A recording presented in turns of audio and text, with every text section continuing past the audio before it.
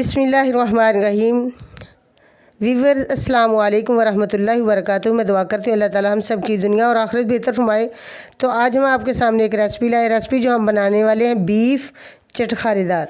तो इंशाल्लाह आज बीफ चटखारेदार आपको बनाकर दिखाएंगे। ये मेरे पास 3 अदद प्याज, 4 अदद ग्रीन चिलीज़, 2 अदद टमाटर और ये मेरे पास लहसुन, अदरक, ये सारी चीज़ें मैंने काट कर एक बॉल में ऐड कर दी हैं।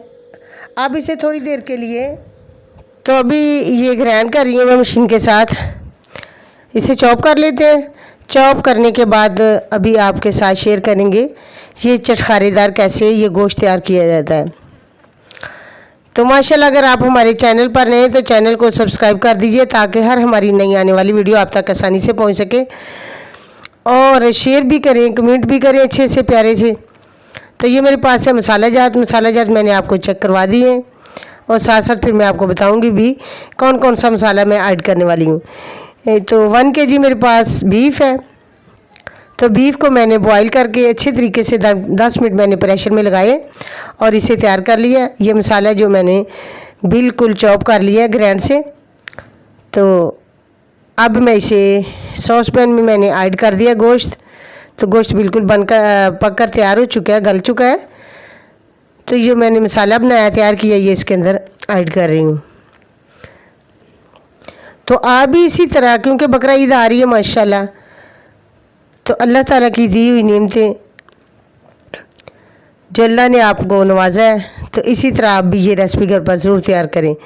तो ये मेरे पास है हाफ़ कप दही का ये मसाले। ये मेरे पास धनिया पिसा हुआ, 1 टीस्पून नमक,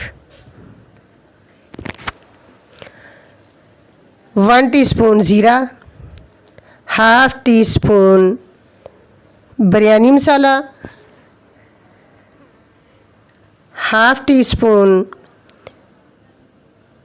पीसी हुई मिर्च सुर्ख, हाफ़ टीस्पून गरम मसाला, हाफ़ टीस्पून सुर्ख मिर्च कश्मीरी, हाफ़ टीस्पून हल्दी पाउडर, हाफ़ टीस्पून कुटी हुई मिर्च, हाफ़ टीस्पून काली मिर्च।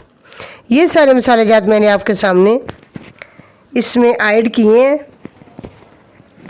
और इसके अंदर मैं अब ऐड करने वाली हूँ